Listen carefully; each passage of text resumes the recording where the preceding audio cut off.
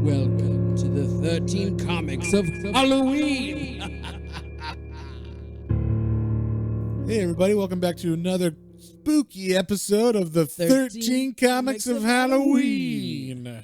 And today we're doing, it's actually two comics, but it's a one story arc, so we're going to do this. It's from the Hellblazer run, the original, and it's issues 243 and 244. And I'll give a little backstory before we get into this. Basically, I read this. This was like when I actually started collecting. I think I started collecting at issue 220, and then so I was reading this like in real time, and I thought this was a super creepy issue, and really, it was like back before it was when I was still be surprised about like corruption in the church or whatever, and so this one really like hit me at a hard spot, at the time. So Yeah. It was definitely interesting reading it again now because it wasn't as creepy, but I was still like, I could see why this hit me so hard or whatever. But anyway, back to the issue. 243 starts off in the Vatican. We are in the Vatican, and there is a priest. His name is Father Grimaldi, and he's sitting in front of a room. We don't know what this room is, but basically it's like this room of like sin you can go into, and God, like, it hides your sin from God. And apparently, I don't know if this is real. John, you were Catholic, maybe you know. Is this a real room that was set up or no?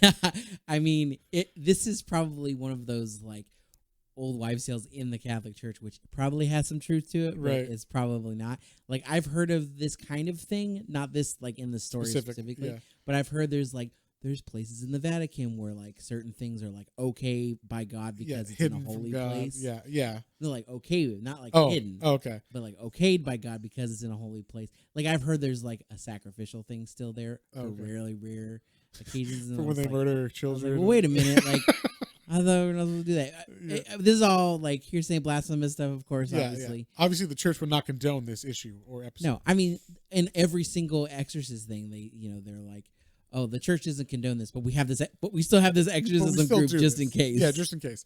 So anyway, there's this room that apparently it's like, this actually says it's hidden from God's eyes, so you can get out your sin without having to actually sin in God's eyes or something. So like they even say like this room was created by a pope who hundreds and hundreds of years ago. Yeah, hundreds of years ago, and I don't know how to say the name, but it was Pope Bagoisi or Bagua. I don't know how to say it. I don't fucking know how to say it. But Italian Pope, and he apparently liked to fuck little boys in this room, and that was why. Like lots of boys or whatever, and probably murder them or something too. So anyway, there's a priest, and he's sitting there, and he's like, oh my God, like it's trying to get out, and I don't know what to do, and I'm freaking out. And so like he's been sleeping in front of this door for like 3 nights, and he doesn't know what to do, and then he falls asleep as this thing is like knocking on the door. Something is inside this room that I'm assuming he let out, and he falls asleep as it's like knocking and trying to get out, and he has a dream, and in this dream this angel says to him, there's a messenger coming and you must listen to him, and he's sent by God, so like just stand watch, and he'll and then like he'll find you or you'll find him or whatever. I was gonna say, this is a very voluptuous angel as well. Yes. with some ribbons covering up. Very, very select strategically placed. Strategically floating ribbons. Yeah. And so that's also one of the things about this. I'm like, after reading this, I'm like, I wonder if that was the thing that's trapped in there too or whatever. Is it actually trapped, or is it, I thought that maybe, or was this maybe Constantine doing something to him or something? I don't know. But basically he's like, he awakens from this dream, and he's like, oh, finally, for the first time in 3 nights, I have hope. So like he runs out, and he's like, he's looking for something. He's gonna confess, I guess. Like I think he figures, okay, I'm gonna confess like my sins or whatever to God, but he's only gonna do it to God. There's no one actually in the other side of the confession. And he's like, he starts saying like, forgive me, Father, for I have sinned.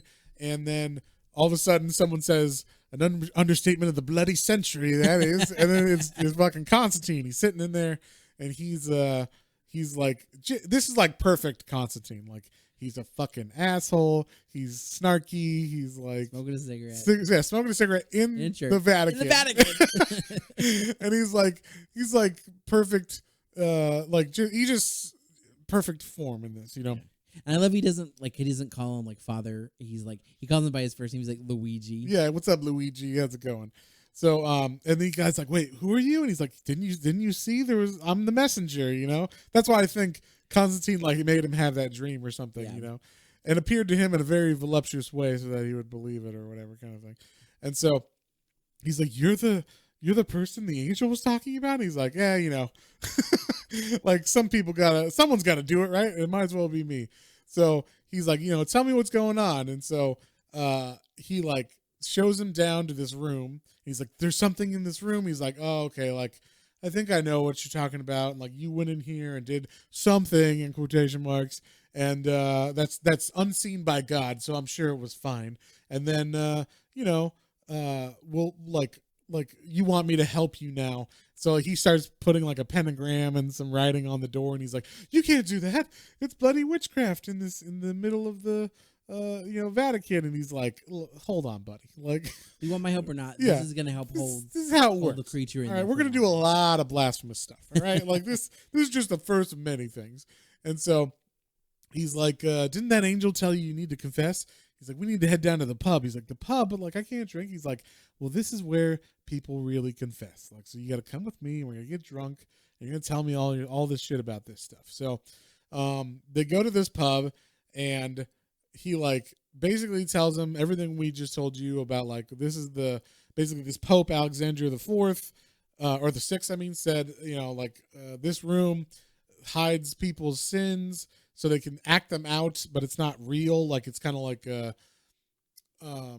it's a fantasy room, you know, like you're not actually like hurting the holodeck anybody. In Star Trek. Yes. It's like if the holodeck lets you fuck little boys and then, you know, get away with it. You didn't actually fuck a real boy or whatever kind of thing. So, and then Constantine kind of says like, well, you know, that room is actually like, because it's so low in the Vatican, let's just say it's closer to other parts instead of heaven or whatever. So like it's pretty close to hell.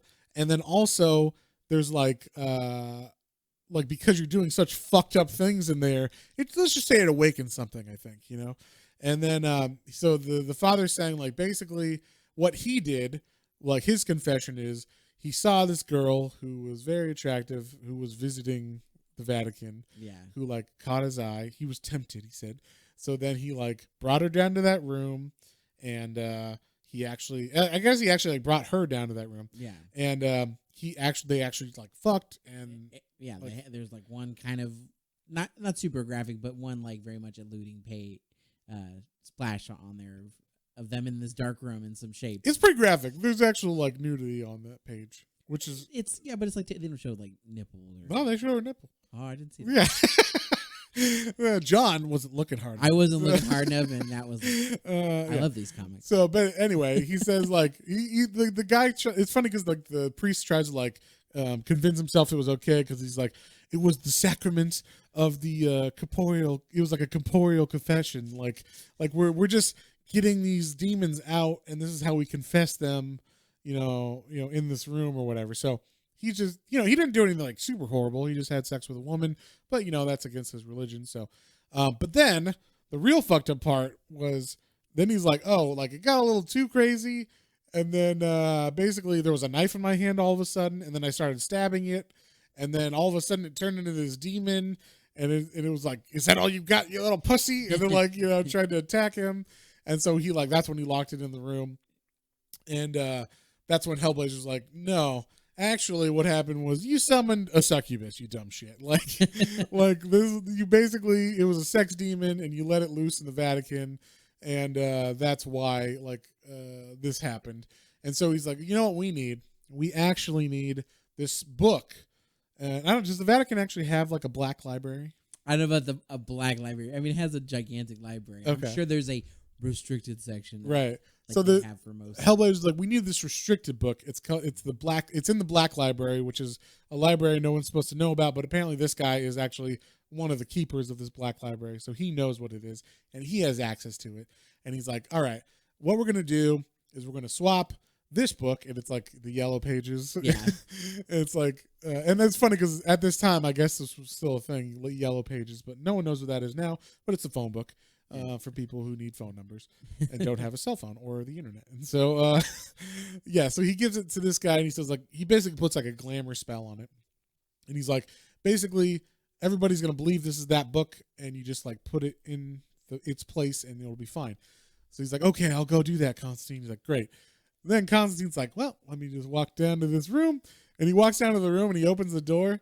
Like, no, nonchalantly, no problem at all. He's not like looking for a fight or anything. And he opens the door and he says, hello, Ellie. And so he actually knows this demon. And if you listen to our latest Hellblazer episode from a couple weeks ago, it's actually the same Ellie that he meets like on the park bench and talks to her and stuff. So it was fun. It was like a cool connection we saw. But yeah, so he knows this succubus, which I thought was funny. Like, he's just like, hello, Ellie, like, yeah, old friends or whatever, which was funny. So then we cut back to, like, the next issue starts. That's the ending of the first issue. The second issue starts with us cutting back to the priest. Now he's going into this dark library. To get the lost gospel. Yeah, it's a lost gospel. It's a forbidden, blasphemous gospel. We don't know what it is. But, like, we're assuming it's, like, the Gospel of Judas or something like that or whatever. And he's all scared and freaked out, but he's like, okay, I got to do this. I can do it. And so he says, like, oh, everybody who's, like, read this gospel or gone in this area has, like, died of mysterious circumstances and stuff. So he actually takes a key that he's not necessarily supposed to get, and he, like, goes in this caged area where these books are. So it's, like, a prison for these books. He, like, gets the gospel. And then he switches it out for the phone book. And then I guess it's like the head. I don't know. What's a Montessor? Is he Monsignor. Like, I'm sorry, Monsignor. So he's like the head priest or whatever? It's like another version. It's like another, we'll call it level. Yeah, you get like badges and you get. I'm kidding. Wow. He's an Eagle Scout or whatever? Yeah, exactly. Okay. Yeah, it's another type. Okay. So he's like, I guess, the head over this guy, this father. And so his name is Monsignor Rossi. So Rossi, like, kind of appears out of nowhere in the shadows and is like, Father Grimaldi, what's going on? He's like, oh, I was just reading this book. He's like, oh, you're allowed to read that book. And he picks it back up and he puts it on the shelf, but it's the phone book as we see. But he thinks it's the real book because it's got a glamour spell.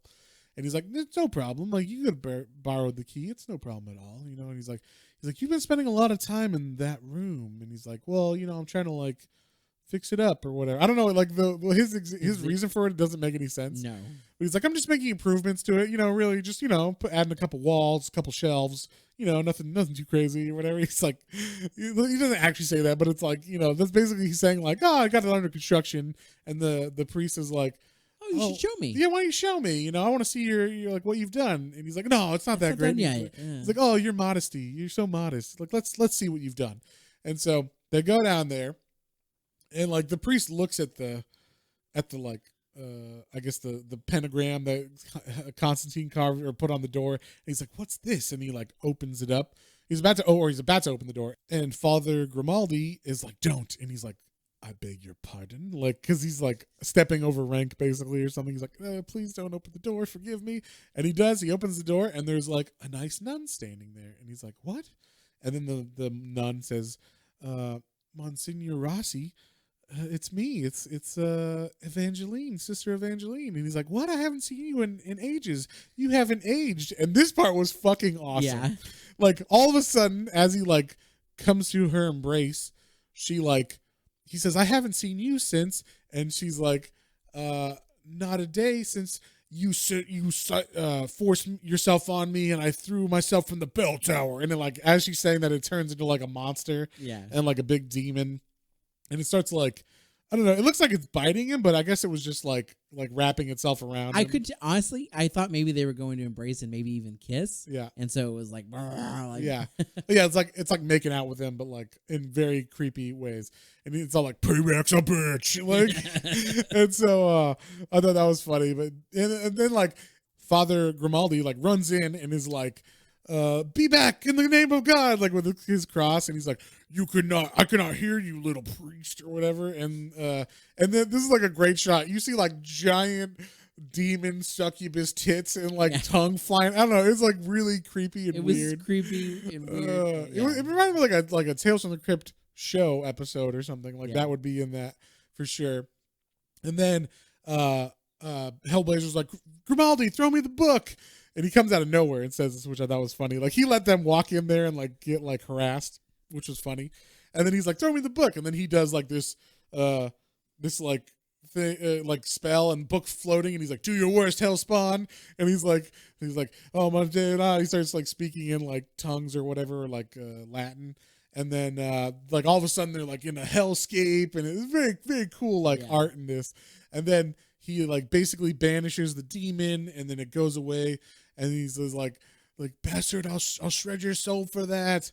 And then like Father Grimaldi comes in, he's like, I got it from here, Constantine. And he like now the demon is like in human form again, that like hot lady that he saw before. And Father Grimaldi's like does his little exorcism with his cross, and she like disappears. He's like, this isn't over, little priest. Like, he will never forgive you for what you did. And then like he's like, my God is forgiveness. Amen, or whatever, like he's like, I'm okay. I'm okay. Yeah. So, and then he's like, oh, thank you so much, Constantine, for what you did. And then Constantine's like, no problem, we're like best buds or whatever. But the funny thing is, he's like, oh, like here's your book back, make sure you put it back in the case or whatever. We don't want that thing getting out of here. And he's like, no problem. And then Constantine walks off. And then he says, how will I find you? He's like, oh, don't worry, my number's in the book. Yeah. He's like, yeah, I'm in the book. Don't worry about it. And then it kind of works on both levels, because then the priest goes to put his, what he thinks is the actual book that was like forbidden back in the library, and he sees all of a sudden it turns back into a phone book. So Constantine actually gave him back another phone book that looked like it, and he's like, oh shit. And then like we cut back to Constantine, and he's sitting there and he's got the book in his lap, and he's talking to Evie. Is it Evie?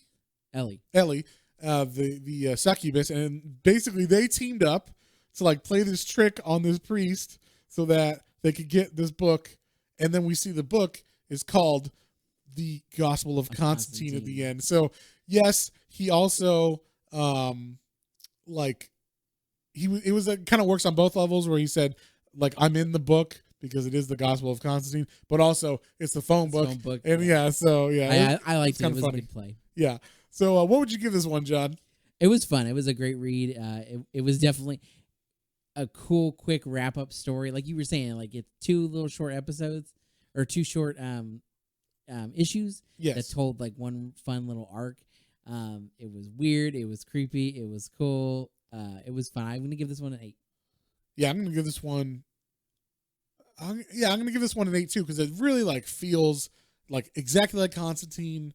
This is exactly what you want. It's like a really good, like it messes with, lore really well. Like I love kind of supernatural episodes too, that show where they mess with like Catholic lore or kind of like religious lore to like make shit work. Like I totally bought, like if you told me there is a black library, or there is, like I'm actually asking you, is there a room where you can do anything you want? Like I would believe it, because it makes it feel like, yeah, this makes sense, So I'm gonna give this an 8 too. It was a great read. You guys should check it out. We actually read it on Comixology.